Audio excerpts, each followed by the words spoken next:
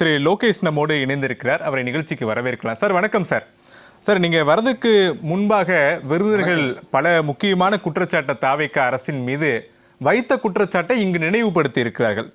வழக்கறிஞர்கள் நியமிக்கக்கூடிய விவகாரத்தில் தாவேக அரசில் ஊழல், பழனி விவகாரத்தில் ஊழல், உயர்கல்வித்துறையில் பணியிட மாறுதலில் ஊழல், ஆவின்ல பணியிட மாறுதலில் துறை, இப்படி பல ஊழல்கள் நடந்துட்டு இருக்கு. முந்தைய அரசுக்கும் இந்த அரசுக்கும் எந்த வித்தியாசமும் இல்லை. 2 மாதங்கள்ல தாவேக அரசும் ஒரு ஊழல் அரசாக மாறிவிட்டது அப்படின்ற ஒரு பார்வையை முன்வைக்கிறாங்க. லோகேஷோடைய பதில் என்னவா இருக்கு?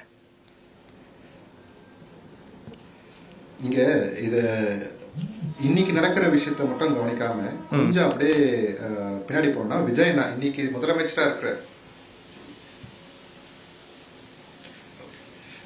பேசுறது வந்து ஒரு ஆடியோ ஃபங்க்ஷன்ல கேட்குறாங்க, நீங்க ஒரு வேளை அரசியலுக்கு வந்தா என்ன பண்ணுவீங்க அப்படின்னு கேட்டாங்க. அப்போ அவர் சொன்ன விஷயம் இந்த ஊழல் தாங்க. இந்த ஊழலை ஒழிக்கணும்ட்டு ரொம்ப வருஷம் நிறைய பேர் முயற்சி பண்ணி பார்த்துருக்காங்க. ஆனால் அது முழுசாக ஒழிக்க முடியுமான்னு தெரியல. ஆனால் ஒரு முயற்சி எடுக்கணும் அப்படின்னு சொல்லியிருப்பார்.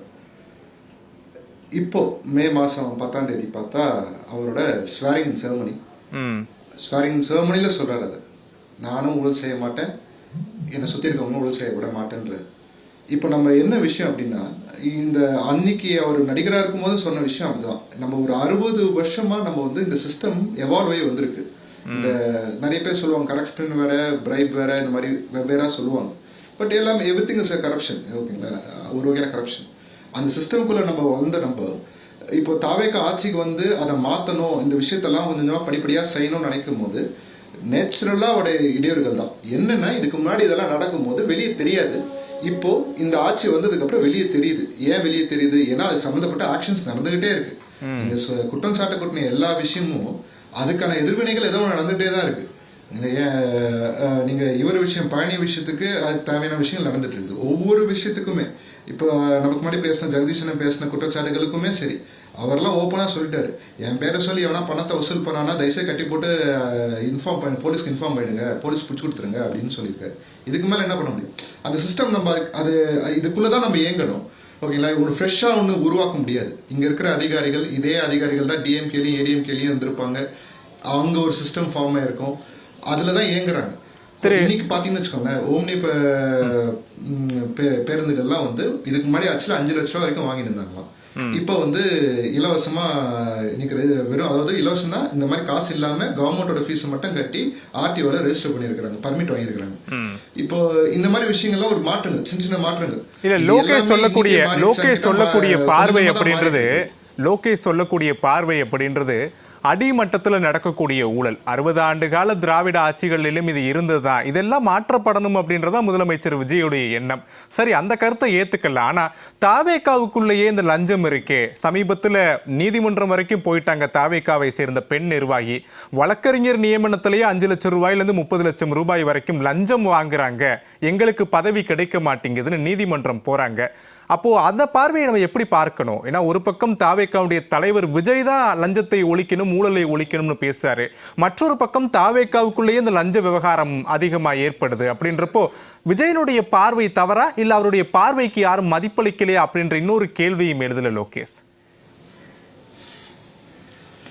நான் அது டூ சூன் சொல்லுவேன். ஒரு 10 வாரம் ஆன கவர்மெண்ட்டை நீங்கள் இது வந்து இப்படி கேட்கறது வந்து டூ சூன். நான் தான் சொன்னேன், நம்ம 60 வருஷமா இந்த சிஸ்டம்குள்ளே தான் இருக்கிறோம். நம்ம தாவேகா மட்டும் என்ன வேற எங்கே இருந்தால் உள்ள வந்ததா?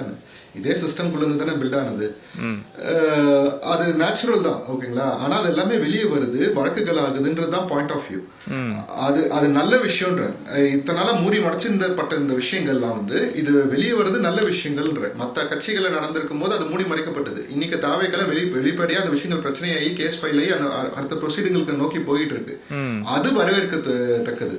மினிஸ்டர்கிட்டே வந்து ஒரு 2வது மினிஸ்டர் மீட்டிங்லேயே வந்து ஓப்பனாக அதை சொல்றாரு, டிக்ளேர் பண்றாரு. ஏன்னா இதுக்கு முன்னாடி இந்த விஷயங்கள் அதுக்கு தகுந்த மாதிரி அந்த நீங்க பாத்துக்கலாம், ஜிசிசியில் நடந்த விஷயங்களா இருக்கட்டும், இந்த மாதிரி பல விஷயம், பல டெண்டர்கள் கேன்சல் பண்ணப்பட்டிருக்குது. பிடபிள்யூல மினிஸ்ட்ரி மீட்டிங், அந்த மீட்டிங்ல என்ன பேசப்பட்டது, நிர்மல்குமாரோட மீட்டிங்ல என்ன பேசப்பட்டது, எல்லாமே நமக்கு வரலாறு. இந்த 60 நாள் இவ்வளவு நடந்திருக்கு. இந்த கன்சிஸ்டண்டா இந்த கவர்மெண்ட் வந்து கொண்டு போகணும். அடுத்த 6 மாசத்துக்கு முழுசா இதை வந்து இன்னும் இன்க்ரீஸ் பண்ணணும். ஆனா இது ஷியூரா போகிற நம்பிக்கை எனக்கு இருக்கு. ஏன் அப்படின்னா, கரூர் மீட்டிங்ல அவர் தெளிவா ஒரு விஷயத்த சொன்னாரு, இந்த அரசாங்கத்தோட விஸ்வரூபத்தை பார்ப்பீங்க அப்படின்ட்டு. இது அதுக்கு தயாரா இல்லாத திமுகவோ இல்ல அதிமுகவோ வந்து இந்த மாதிரி விஷயங்கள் செய்யதான் செய்யும். ஓகேங்களா, இதை தாவேக்காக்கு எதிராக ஒரு அரசியல் பண்ணதான் செய்யும். நான் என்ன சொல்றேன், நீங்க காட்டுங்க, குற்றம் சாட்டுங்க, இந்த இடத்துல இந்த தப்பு நடக்குதுன்றது குற்றம் சாட்டுங்க தாராளமா. ஆனா வந்து தாவேக்கா மேல ஒரு வன்மை வைக்கணுன்றதுக்காக குற்றம் சாட்டாதீங்க. அதான் தப்பு நடந்திருந்தா அதுக்கான ஆக்ஷன் நடக்கும். தப்புனா தப்பு தான், வழக்குனா வழக்கு தான். சரி, அதுல மாற்று கருத்தே கிடையாது. அந்த லோகேஷோட பார்வையில அதே கேள்வியை தாவேக்கா டிஎம்கே லோகேஷோட பார்வையில் நான் அதே கேள்வியை முன்வைக்கிறேன். அதே குறிப்பிட்ட தாவேக்காவை சேர்ந்த பெண் நிர்வாகி வழக்கறிஞரும் கூட தாவேக்கா நிர்வாகிகள் மீது குற்றம் சாட்டி இருக்கிறார், லஞ்சம் வாங்கியிருக்காங்க அப்படின்னு சொல்லி. அதன் மீது என்ன நடவடிக்கை எடுக்கப்பட்டது லோகேஷ்? இப்ப நடவடிக்கை சுட்டிக்காட்டினால் நடவடிக்கை எடுக்கப்படும், லஞ்சம் தகர்த்தெறியப்படும் அப்படின்னா அந்த விவகாரத்துல என்ன நடவடிக்கை?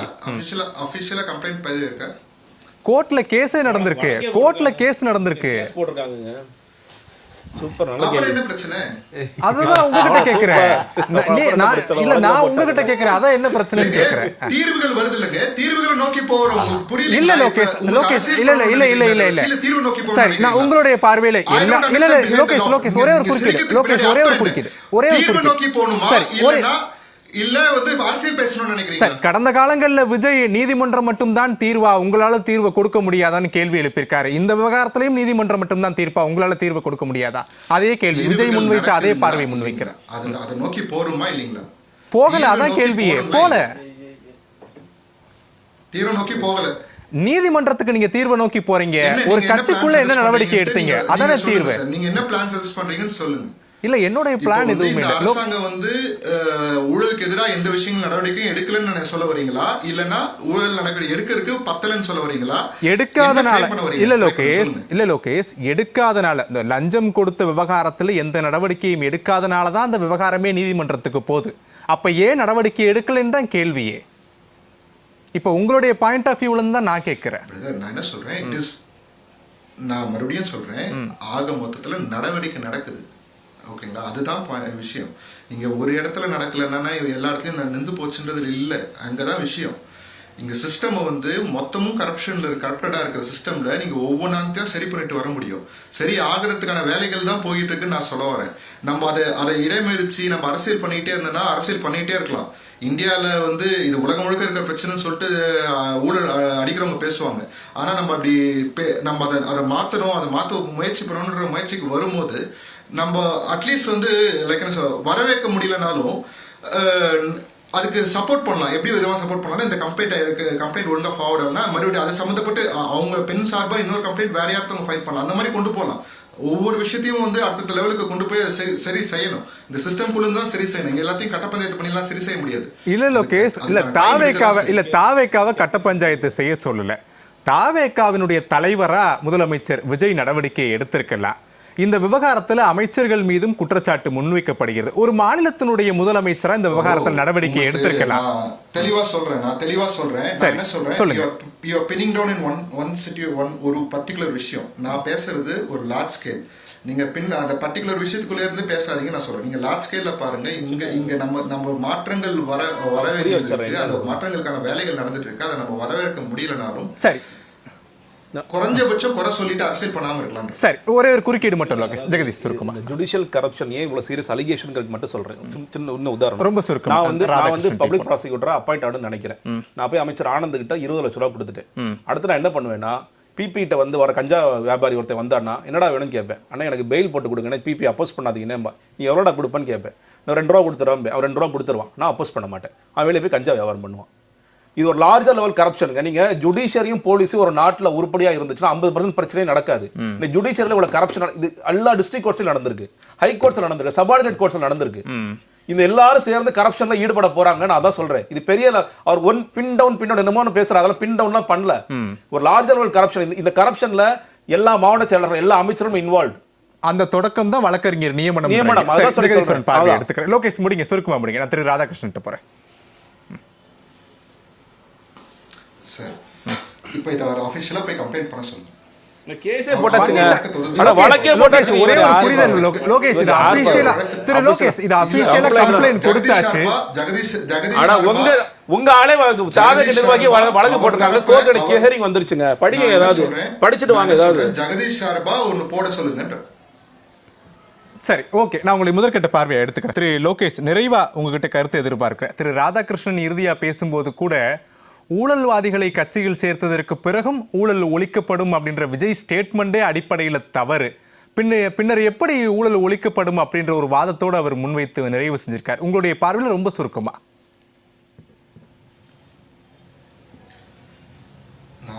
நான் வந்து ரொம்ப நேரவா மறுபடியும் பேச விரும்பல. நான் ப்ராடரா பேசுறேன். சரி. நம்ம எல்லாருமே இந்த சிஸ்டம்குள்ள தான் இருந்திருக்கோம். இந்த சிஸ்டம் தான் பிறந்தோம், இந்த சிஸ்டம் தான் வளர்ந்துருக்கோம். நம்ம எல்லார்கிட்ட இருக்க மாற்றம் வர வேண்டியது இருக்கு. ஒரு தலைவர் ஒரு முயற்சியை முன்னெடுக்கிறாரு, அதை நம்ம எவ்வளோ தூரம் கொண்டு போக முடியுது சப்போர்ட்டிவாக இருந்து அப்படின்றத பார்க்கணும். நான் அந்த பாயிண்ட் ஆஃப் வியூ தான் பார்க்குறேன். குறைகள் இருக்குது, அந்த குறைகள் சம்மந்தப்பட்டு தயவு செய்து யாருக்கு எந்த அபிப்பிராயம் இருந்தாலும் அஃபிஷியலாக கம்ப்ளைண்ட் ஃபைல்ஸ் பண்ணுங்க. அதுதான் வந்து விஜயநாதன் விரும்புகிறார். தமிழ்நாடு கட்சி சார்பாக அதே தான் நானும் சொல்கிறேன்.